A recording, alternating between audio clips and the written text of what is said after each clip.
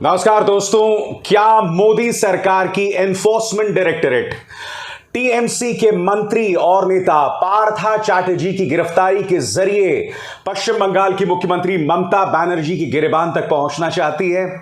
ममता बनर्जी ने आखिरकार अपनी चुप्पी तोड़ दी है दोस्तों। जैसा कि आप जानते हैं कि उनके मंत्री और खासम खास पार्था चैटर्जी की दोस्त अर्पिता मुखर्जी के घर 21 करोड़ रुपए निकलते हैं दोस्तों। अपने पूरे स्क्रीन पर देखिए, 21 करोड़ रुपए। इसमें न जाने कितने लोगों की मेहनत की कमाई होगी। मामला क्या है मैं आपको बताता हूं दोस्तों। अर्पिता मुखर्जी पार्था चैटर्जी की खासम खास हैं और उनके घर 21 करोड़ रुपए मिलते हैं। और ये घोटाला कौन सा है? ये घोटाला है एसएससी स्कैम, यानी कि स्कूलों में नौकरियों को लेकर घोटाला। ये 21 करोड़ मिलते हैं अर्पिता मुखर्जी के घर पे और ये बताया जा रहा है कि इस 21 करोड़ रुपए का इस्तेमाल जो है वो अलग अलग बिजनेसेस में किया जाना था, अलग अलग व्यापार में किया जाना था, जिसमें अर्पिता मुखर्जी और पार्था चैटर्जी दोनों साझेदार थे। अब ये जो गिरफ्तारी है दोस्तों प्रवर्तन निदेशालय ने की, और आप जानते हैं प्रवर्तन निदेशालय की खास नजरें इनायत होती हैं विपक्ष के तमाम राज्यों पर। जी हां, ईडी कभी भी बीजेपी के किसी नेता को गिरफ्तार नहीं करती, मगर जो विपक्ष के तमाम नेता हैं अगर वो भ्रष्टाचार में लिप्त हैं तो उन पर खास उनकी नजरें इनायत होती हैं। मैं आपको पहली तस्वीर दिखा चुका हूं कि किस तरह से 21 करोड़ रुपए जो हैं वो अर्पिता मुखर्जी के घर से मिलते हैं। अब ये दूसरी तस्वीर देखिए। जैसे ही पार्था चैटर्जी को गिरफ्तार किया जाता है वो कहते हैं कि मुझे दिल में तकलीफ हो रही है, दर्द हो रहा है दिल में। उन्हें ले जाया जाता है All India Institute of Medical Sciences Bhubaneswar और वहां पर जांच में पाया जाता है कि इन्हें कोई तकलीफ नहीं है। अब ये वीडियो देखिए किस तरह से वो बाकायदा जो है उन्हें व्हीलचेयर में ले जाया जा रहा है और वो अपने दिल की तरफ इशारा कर रहे हैं। दिल की तरफ नहीं, दरअसल अपने पेट की तरफ इशारा कर रहे हैं और बता रहे हैं कि मुझे वहां बेतहाशा दर्द है। मैं एक सवाल पूछना चाहता हूं कि जब ये नेता ये कथित भ्रष्टाचार करते हैं तब इनके दिल में कोई दर्द नहीं होता है? तब इनके दिल में थोड़ी सी भी कसक नहीं होती है कि आप लोगों से रिश्वत ले रहे हैं कथित तौर पर, आप लोगों की मेहनत की कमाई उनसे छीन रहे हैं? तब इनके दिल में कोई दर्द नहीं होता है। और फिर इसी 21 करोड़ के जरिए, जैसा कि ईडी दावा कर रही है, इसी 21 करोड़ के जरिए जो है वो एक नया व्यापार जो है स्थापित किया जाना था, जिसमें शेयर होल्डर्स थे अर्पिता मुखर्जी और पार्था चैटर्जी। इस मुद्दे पर टीएमसी और ममता बनर्जी ने आखिरकार अपनी सफाई दे दी है। ममता बनर्जी क्या कह रही हैं? अंग्रेजी में उनका यह बयान है दोस्तों, मैं उसका हिंदी में अनुवाद करता रहूंगा।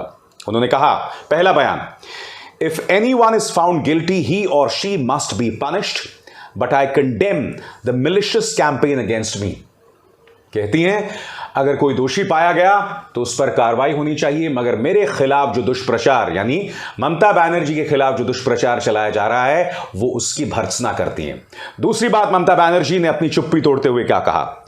Truth must come out but with in a time frame. सच्चाई को सामने आना चाहिए मगर एक समय सीमा के अंतर्गत मामले को खिंचना नहीं चाहिए। ममता बनर्जी क्यों कह रही हैं दोस्तों? मैं आपको याद दिलाना चाहूंगा कि इस वक्त सोनिया गांधी ईडी के सामने हाजिर हुई हैं। 50 घंटे तक राहुल गांधी की पूछताछ ईडी ने की है। यह मामला 2015 में ईडी पहले ही बंद कर चुका था। स्वर्गीय वित्त मंत्री अरुण जेटली ने कहा था इस मामले में कुछ नहीं है, मगर फिर बाद में मामला फिर से खोला जाता है और उसको लेकर मीडिया के जरिए बवाल किया जाता है। इसलिए ममता बनर्जी कह रही हैं कि एक तय समय सीमा में इसका समाधान होना चाहिए। मगर हाथ कंगन को आरसी क्या ममता जी? आपके मंत्री महोदय और उनकी खासम खास अर्पिता मुखर्जी के यहां जो 21 करोड़ रुपए मिले हैं, क्या इसका कोई जवाब है? और आप जानते हैं जैसी पार्था चैटर्जी को गिरफ्तार किया जाता है तो गिरफ्तारी के बाद ईडी शायद आपको यह अनुमति देती है कि आप किसी एक व्यक्ति को कॉल कर सकते हैं। गिरफ्तारी के तुरंत बाद पार्था चैटर्जी ममता बनर्जी को कॉल करते हैं और इस मीडिया की खबर के मुताबिक ममता बनर्जी को एक नहीं 4 फोन कॉल्स किए गए थे। इन्हें 1:55 पर रात में गिरफ्तार किया जाता है और उसके बाद 2:33, 2:32, 3:37 और सुबह 9:35 पर पार्था चैटर्जी ममता बनर्जी को कॉल करते हैं, मगर ममता बनर्जी उनका फोन नहीं उठाती भी कैसे, क्योंकि पार्टी का नाम जो उन्होंने इतना रोशन कर दिया है। ममता बनर्जी ने इस पर और क्या कहा मैं आपको बताता हूं। BJP is wrong if it thinks it can break my party using agencies. BJP गलत है अगर वो ये सोचती है कि वो एजेंसीज के जरिए मेरी पार्टी को तोड़ सकते हैं। आगे, the party has no relationship with lady Arpita Mukherjee, neither do I know her. मैं अर्पिता मुखर्जी को नहीं जानती और मैं उन्हें नहीं जानती। अगर किसी पूजा में, किसी दुर्गा पूजा में मैंने उनसे मुलाकात की है तो वो मेरी गलती नहीं है। ममता बनर्जी आगे ये भी कहती हैं कि मेरे साथ कई लोग फोटो खिंचवाते हैं, इसलिए ये मेरा दोष नहीं है। मगर यकीनन दोस्तों, ये ममता बनर्जी के लिए जबरदस्त शर्मिंदगी का सबब है, उनके अपने मंत्री की गिरफ्तारी। और ये ना भूलें, पार्था चैटर्जी कोई आम मंत्री नहीं थे, ममता बनर्जी के खासम खास थे। तृणमूल कांग्रेस ने करारा हमला बोला है भारतीय जनता पार्टी पर। उनका क्या कहना है? हम स्थिति पर नजर रखे हुए हैं, हमारा न्यायपालिका में पूरा भरोसा है। टीएमसी किसी भी तरह की कोई अनियमितता बर्दाश्त नहीं करेगी, चाहे वो पार्टी हो चाहे वो सरकार हो। टीएमसी तुरंत कार्रवाई करेगी जैसे ही न्यायपालिका में फैसला आएगा। यह बात किसी और ने नहीं बल्कि पार्टी के वरिष्ठ नेता फिरहाद हकीम ने कही है। आगे वो ये भी कहते हैं कि ईडी यानी एनफोर्समेंट डायरेक्टरेट या प्रवर्तन निदेशालय को भारतीय जनता पार्टी चला रही है। और ऐसा हम इसलिए कह रहे हैं क्योंकि ईडी तो बाद में कार्रवाई करती है, पहले इस शख्स शुवेंदु अधिकारी, जो कि आप जानते हैं विधायक हैं पश्चिम बंगाल से, उन्हें जानकारी मिल जाती है। हकीकत यह दोस्तों, ईडी नाम का खिलौना अब भारतीय जनता पार्टी के हाथ में है। ये ईडी क्या क्या कर सकती है, आपके सामने 3 मिसालें हैं। मिसाल नंबर 1, महाराष्ट्र की सरकार को ही गिरा दिया गया। शिवसेना आज अपने वजूद की लड़ाई लड़ रही है। उद्धव ठाकरे आज अपने वजूद की लड़ाई लड़ रहे हैं। जी हां, बाला साहब ठाकरे की जो विरासत जो आम शिवसैनिक को लगा था उद्धव ठाकरे और बाद में आदित्य ठाकरे के हाथ में जाएगी, वो अब खतरे में। और ये सब क्यों हुआ? ईडी के जरिए।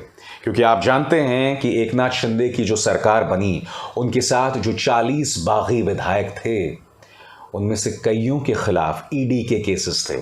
और ये भी ना भूलें, ईडी ने किस तरह से जो अघाड़ी सरकार थी महाराष्ट्र की, उनके एक एक मंत्री, एक एक विधायक को परेशान किया। 2 मंत्री तो जेल में हैं, अनिल देशमुख और नवाब मलिक।